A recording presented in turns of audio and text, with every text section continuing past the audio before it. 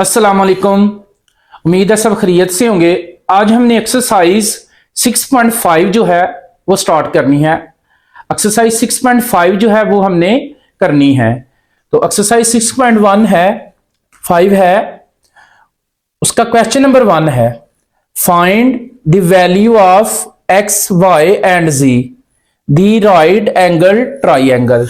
ये right angle triangle दी हुई है, उसमें से हमने एक्स वाई और जी की वैल्यू फाइंड करनी है।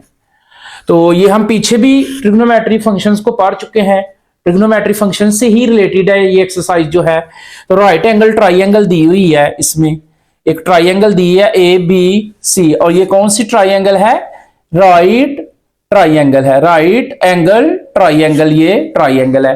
क्योंकि इसमें ये जो एंगल है ना, ये वाला जो एंगल है ये 90 डिग्री है। ये एंगल कौन सा है? 90 डिग्री है। तो ये राइट ट्राइंगल है। तो इसमें से हमने x की, y की और z की वैल्यू फाइंड करनी है, जबकि उसने y की हमें ऑलरेडी वैल्यू दी हुई है, x और z फाइंड करना है। तो पीछे हम एक्सरसाइज जो 6.3 की थी ना हमने, उसमें हम पढ़ चुके हैं ट्रिग्नोमेट्री फंक्शंस को। ये कि साइन थीटा किसके इक्वल था? साइन थीटा इक्वल था perpendicular over hypotenuse. Sine theta किसके इक्वल था? Perpendicular over hypotenuse.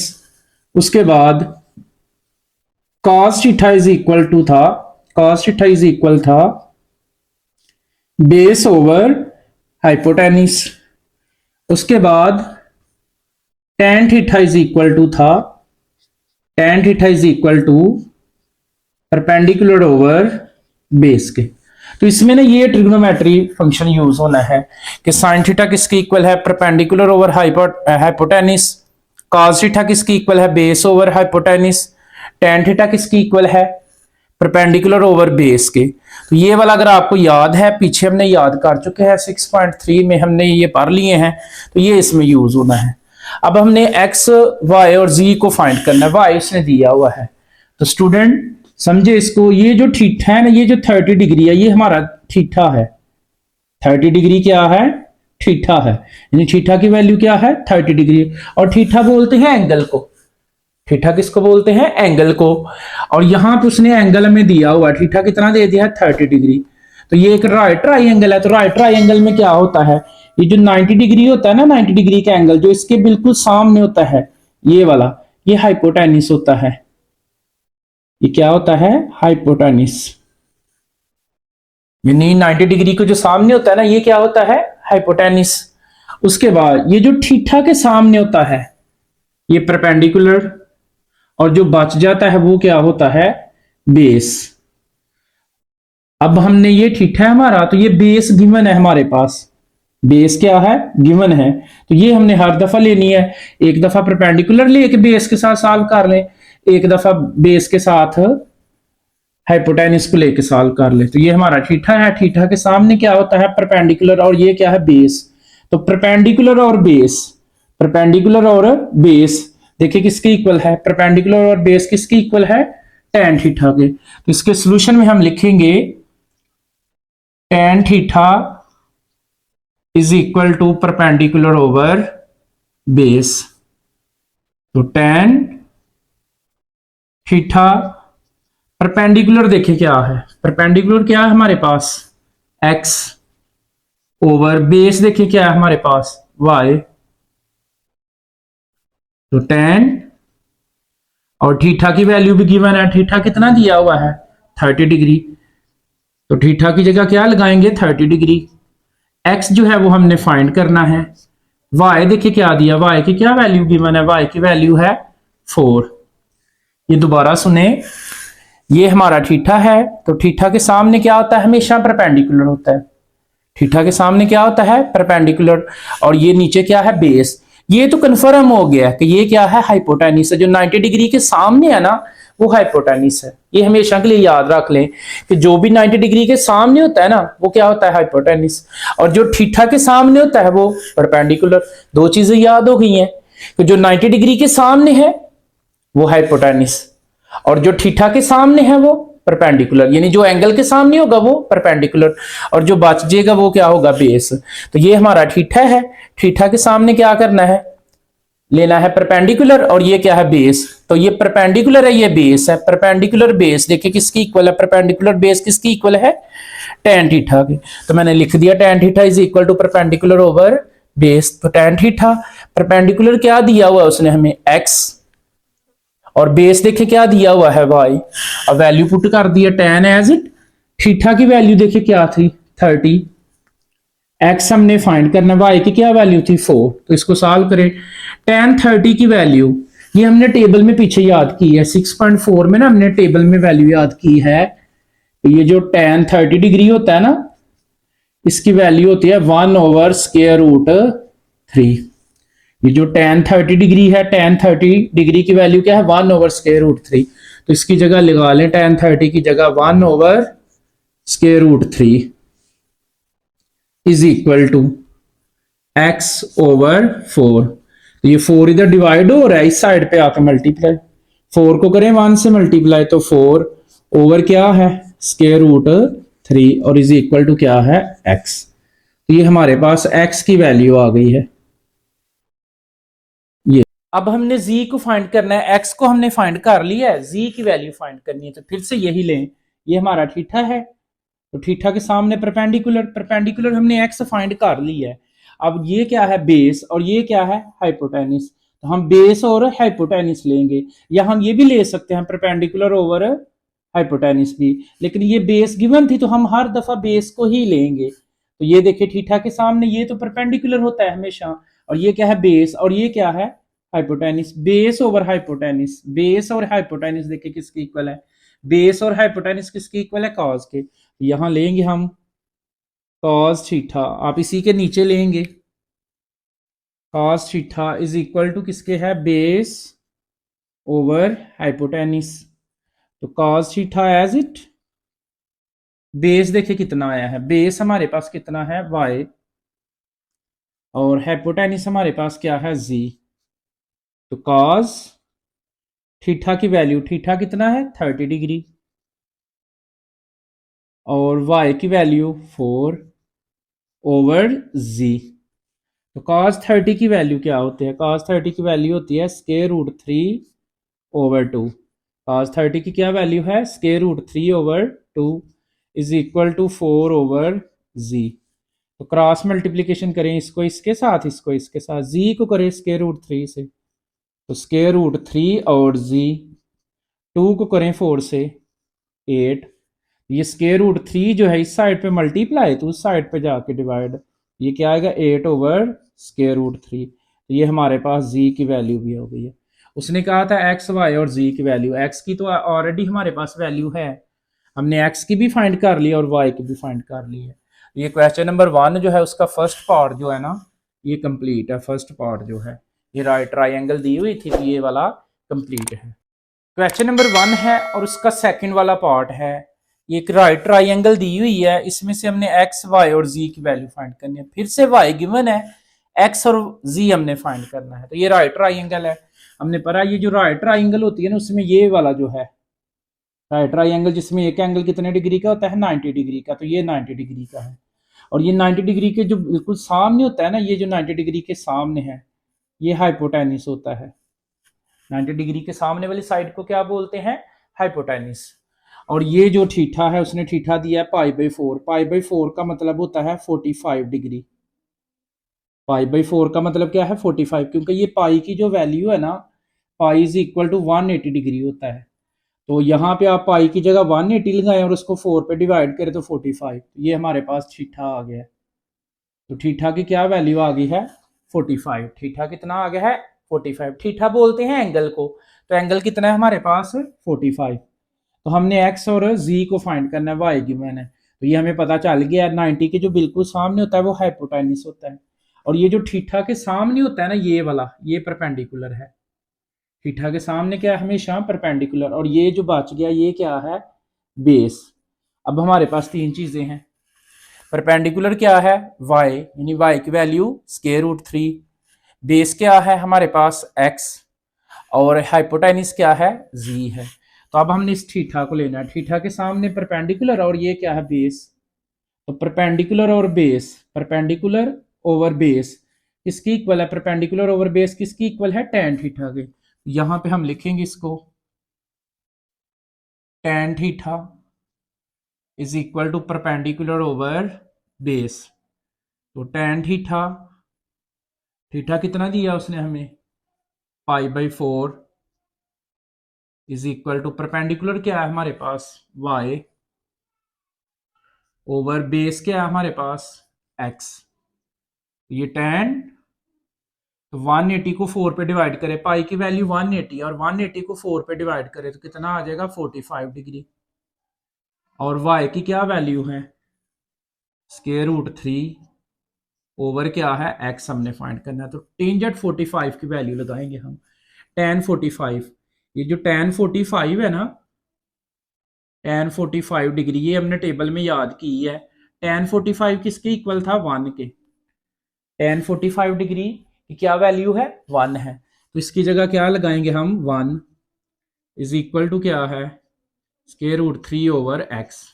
तो करें क्रॉस मल्टीप्लीकेशन, x इधर डिवाइड हो रहा है, इस साइड पे आकर मल्टीप्लाई, x को करें 1 से मल्टीप्लाई, तो x इज इक्वल टू √3। तो ये हमारे पास x की वैल्यू आ गई है। अब हमने z फाइंड करना है। तो ये हमारा थीटा था, थीटा के सामने हमेशा परपेंडिकुलर, थीटा के सामने परपेंडिकुलर, और ये बेस तो हमने फाइंड कर लिया। तो ये थीटा है हमारा, थीटा के सामने परपेंडिकुलर, थीटा के सामने क्या है, परपेंडिकुलर, और ये क्या है, हाइपोटेनिस। परपेंडिकुलर ओवर हाइपोटेनिस, देखिए परपेंडिकुलर और हाइपोटेनिस किस में आ रहा है, परपेंडिकुलर ओवर हाइपोटेनिस किस में आ रहा है, साइन में। तो इसकी जगह लिखेंगे नीचे इसके, तो sine theta is equal to perpendicular over hypotenuse. तो साइन थीटा उसने कितना दिया था हमें, π/4, π/4। परपेंडिकुलर देखे क्या है हमारे पास y, और हाइपोटेनिस देखे क्या है हमारे पास z। तो ये साइन पाई की वैल्यू 180, 180 को जरा 4 पे करें डिवाइड, ये 45 डिग्री, और y की वैल्यू कितनी थी, √3 ओवर z हमने क्या करना है फाइंड। तो साइन 45 की वैल्यू, हमने टेबल में साइन 45 की वैल्यू याद की हुई है। साइन 45 की क्या वैल्यू थी, 1 ओवर √2।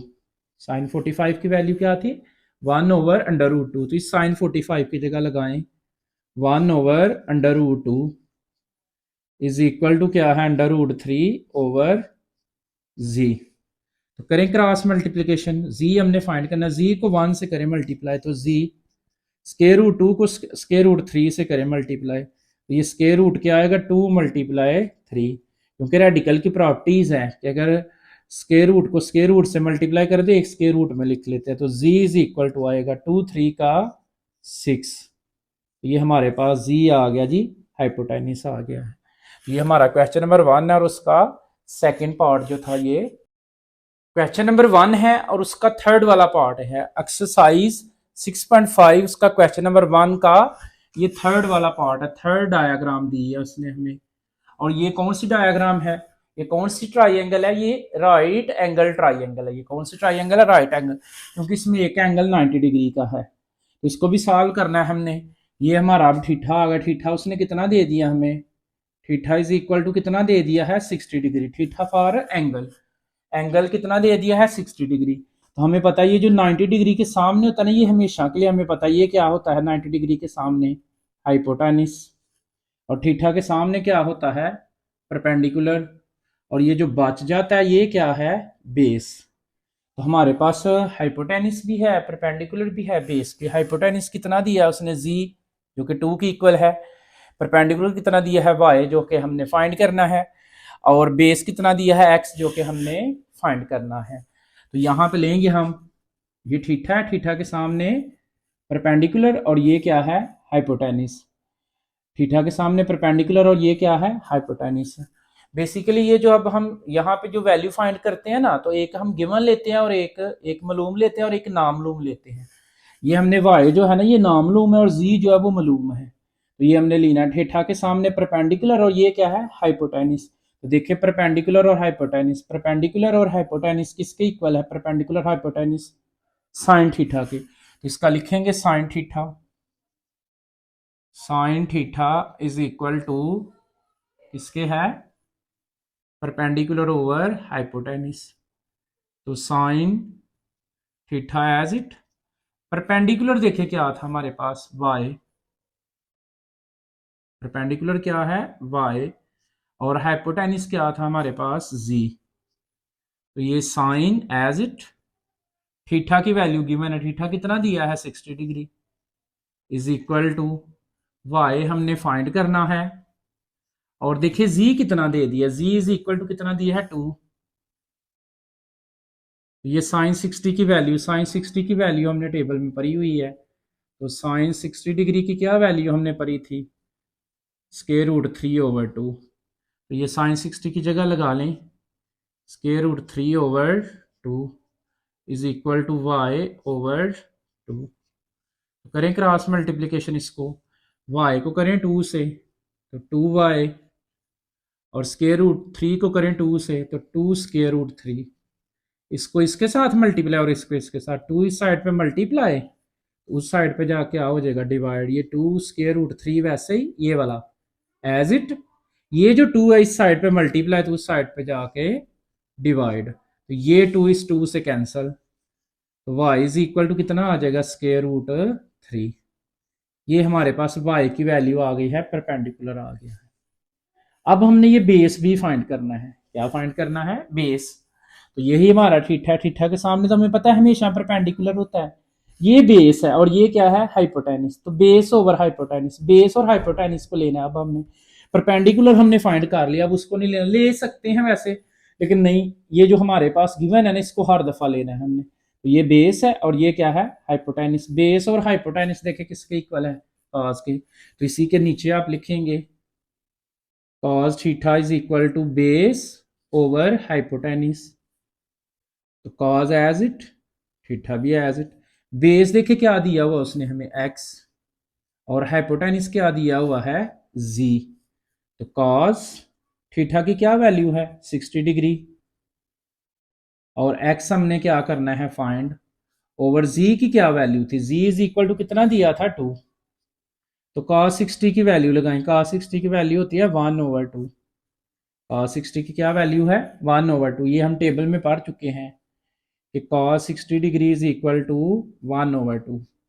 तो इस cos 60 की जगह क्या लगा दिया है 1/2, cos 60 की जगह क्या लगाया है 1/2 इज इक्वल टू x/2 के। तो करें क्रॉस मल्टीप्लीकेशन, इसको x को करें पहले 2 से तो 2x, 1 को करें 2 से तो 2, 2 इस साइड पे मल्टीप्लाई तो उस साइड पे जाके डिवाइड, तो 2/2, तो ये 2 2 से कैंसल, तो x इज इक्वल टू कितना आ जाता है 1।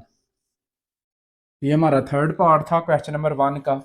बेसिकली आपको अगर ये वाले टेबल्स ये याद हैं, ये वाली ट्रिग्नोमेट्री रेशोज याद हैं, तो फिर ये राइट ट्राइंगल जो है ना वो सॉल्व हो जाती हैं, ये वाली जो है, या फिर जो हमने टेबल याद किया ना ट्रिग्नोमेट्री टेबल वो भी याद हो तो ये वाले क्वेश्चन इजीली हो जाते हैं। तो थर्ड पार्ट हमारा कंप्लीट है। क्वेश्चन नंबर 1 है और उसका लास्ट पार्ट है 4 वाला, क्वेश्चन नंबर 1 का लास्ट पार्ट है ये 4 वाला। तो ये एक राइट ट्राइंगल दी हुई है, इसको में से हमने अननोन फाइंड करनी है, एक्स को और जी को और वाई उसने ऑलरेडी दिया है, हमने क्वेश्चन नंबर 1 में एक्स वाई जी को फाइंड करना है। तो ये बिल्कुल ना फर्स्ट वाले पार्ट की तरह, ये जो 4 वाली डायग्राम है ना ये बिल्कुल फर्स्ट वाले पार्ट की तरह है, जैसे फर्स्ट पार्ट हमने किया ना फर्स्ट डायग्राम को सॉल्व किया वैसे ही है ये भी। तो ये हमारा थीटा है, हमें पता है ये राइट ट्राइंगल है, ये राइट ट्राइंगल है, तो ये 90 डिग्री है, तो जो 90 डिग्री के सामने होता है वो क्या होता है हाइपोटेनिस, तो हाइपोटेनिस जी दिया हुआ है, ये थीटा है हमारा, 45 क्या है हमारा थीटा है एंगल है, तो जो थीटा के सामने होता है वो हमेशा क्या होता है परपेंडिकुलर, और ये जो बच जाता है ये क्या है बेस है। अब यहाँ पे हमारे पास हाइपोटेनिस फाइंड करना है, परपेंडिकुलर भी फाइंड करना और बेस गिवन है, तो ये हम यूज करेंगे थीटा के सामने परपेंडिकुलर को, थीटा के सामने हमेशा क्या होता है परपेंडिकुलर, और ये क्या है बेस। तो परपेंडिकुलर ओवर बेस देखिए किसके इक्वल है, परपेंडिकुलर ओवर बेस किसके इक्वल था tan के। तो यहाँ पे हम लिखेंगे tan theta is equal to perpendicular over base. तो tan theta is equal to, perpendicular क्या दिया है उसने हमें x, और बेस क्या दिया है उसने हमें y। तो tan थीटा कितना दिया है, एंगल कितना दे दिया थीटा उसने हमें 45 डिग्री, और x कितना दिया है वो हमने फाइंड करना है, और y देखे क्या गिवन है हमारे पास, y कितना दिया है 4। तो tan 45 की वैल्यू ये हमें आती है, टेबल में हमने याद की है। tan 45 की क्या वैल्यू थी 1, tan 45 की जगह क्या लगाएंगे 1 इज इक्वल टू x/4। करें क्रॉस मल्टीप्लीकेशन, 4 को करें 1 से, तो 4 इज इक्वल टू क्या बचा है x। ये 4 इधर डिवाइड हो रहा था, इस साइड पे आके मल्टीप्लाई, तो 4 को किया 1 से मल्टीप्लाई, तो 4 इज इक्वल टू x। ये हमारे पास क्या आ गया है, परपेंडिकुलर कितना आ गया है 4 सेंटीमीटर। अब हमने ये हाइपोटेनिस फाइंड करना है, तो ये हमारा थीटा है, थीटा के सामने परपेंडिकुलर, वो हमने फाइंड कर लिया। ये क्या है बेस, और ये क्या है हाइपोटेनिस। तो बेस ओवर हाइपोटेनिस देखें, बेस ओवर हाइपोटेनिस किसके इक्वल है, कॉज के। तो इसी के नीचे आप लिखेंगे cos theta is equal to base over hypotenuse. तो cos theta as it, base देखे कितना दिया है y, ओवर हाइपोटेनिस कितना दिया है z। तो cos थीटा की क्या वैल्यू हमारे पास 45, थीटा कितना है 45, y हमारे पास कितना है 4, और z हमने फाइंड करना है। तो ये cos 45 की value 1/√2 4 as it over z, करें क्रॉस मल्टीप्लीकेशन, z को करें 1 से तो z, √2 को करें 4 से तो 4 √2। ये हमारे पास z की वैल्यू आ गई है, हाइपोटेनिस आ गया। तो ये हमारा क्वेश्चन नंबर 1 जो है वो कंप्लीट है। अल्लाह हाफिज़।